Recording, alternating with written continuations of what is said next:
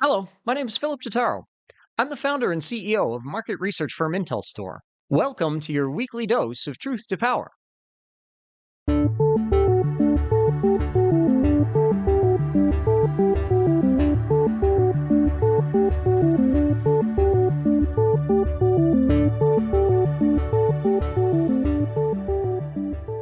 Truth to Power examines data driven insights for the energy sector with a focus on renewables.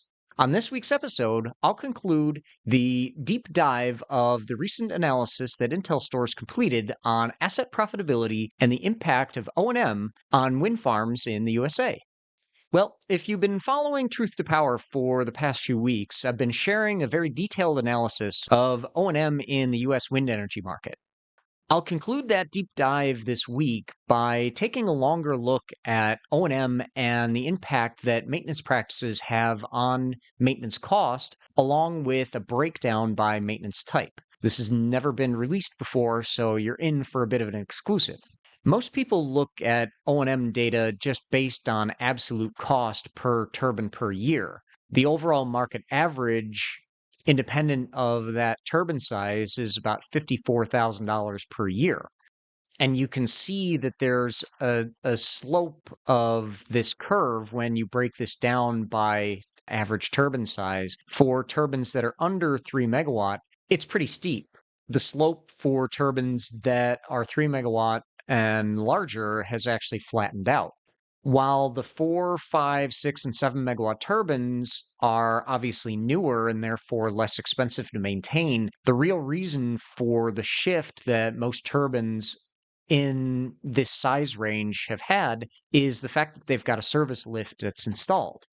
That service lift has significantly reduced maintenance timeframes for certain types of repairs. But we also want to be able to look at maintenance cost versus asset age in a little while, and you'll see some other interesting trends based on that analysis. Before we get there, I want to introduce the method of how we look at O&M because we've normalized the operations and maintenance cost against the megawatt hours produced. Normalizing maintenance cost this way eliminates the need to look at variation in turbine size, and you can focus on maintenance type and asset age as the major determinants in overall cost. The average cost of maintenance for wind energy assets in the USA is $6.44 per megawatt hour produced. It's pretty clear that as assets age, they become more expensive to maintain, starting off around $5 a megawatt hour and significantly increasing up beyond $10 a megawatt hour after the first 20 years in operation. That shouldn't be a surprise, but it's important to understand this in a bit more context. As assets age, the maintenance cost will escalate at different rates. Some asset owners who run OEM equipment from Vestas or GE Vernova see a typical trend of cost escalation after the first 10 years in operation, and more cost escalation after 20 years in operation as well. I've noted this previously on Truth to Power, and asset owners with Siemens Gamesa may see a higher startup maintenance cost at around $6, but they actually have the lowest cost escalation and scaling over the asset lifetime. Nordex assets do not spiral out of control on maintenance cost versus annual production in the same way that their counterparts from GE Vernova or Vestas do, averaging just a fraction higher in cost than Siemens Gamesa. So, who really offers the best value for money? Well, we looked at asset profitability last week, including a breakdown by maintenance type. But this is where some technical asset analysis comes in handy. As everyone knows, mechanical things wear out over time, as I just mentioned. This can be seen just by looking at an AEP curve of any wind farm. You wait long enough and you will see the what I call hockey stick shape to the annual energy production. That drop off in performance is inevitable, but how long an asset maintains their annual energy production and net capacity factor before showing a drop off in performance can inform project developers which turbines offer the best value. That's also helpful for investors. In some cases, the absolute value of the maintenance cost is not significantly increasing year on year, but the drop off in AEP leads to this normalized maintenance cost metric to show a significant variance. If we look at the average age of a drop off in energy yield from a P50 to a P75, we tend to see an average in the USA of just under 11 years. That's partly due to asset management style, but also varies by the OEM equipment used on different wind farm sites. Some asset owners are deliberately running their turbines into the ground in order to maximize their production tax credit revenue, then repower after 10 years when they can requalify for more PTCs.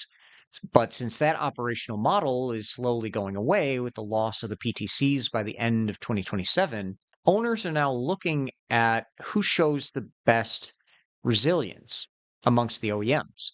We plotted that at IntelStor with a breakdown by the OEM equipment, and the results were actually very interesting. Of the OEMs who are still active in the USA, Vestas and Siemens Gamesa offer the best longevity of their turbines before they show a drop off in performance. They're between 10.4 and about 11.8 years before you see that shift from a P50 energy yield to a P75 compared to their pre-construction estimates. GE Vernova has a drop in performance at just under 10 years on average because asset owners like NextEra are looking to maximize their PTC revenue and they're running those GE turbines harder than what they were designed for. In the future, we'll break this analysis down by various factors such as maintenance type to give asset owners and operators the best asset benchmarking in the industry. But you can still see today that the way somebody decides to maintain their assets and the equipment that they have on their project site definitely plays into how easy it is and how expensive it is to maintain an asset. Thank you for joining me this week. I'm Philip Totaro, and this has been your weekly dose of truth to power. Follow us on IntelStor's YouTube channel as well as your favorite audio platforms. And visit www.intelstore.com to join more than 200,000 subscribers to our renewable energy data solutions. A full analysis of the renewable energy market in the USA and the rest of the world is available to subscribers. And you can register today for the next Wind Summit event in Toronto, Ontario, Canada. Visit www.windsummit.org and join hundreds of your industry colleagues to discuss all the latest trends in operations and maintenance. We hope to see you there.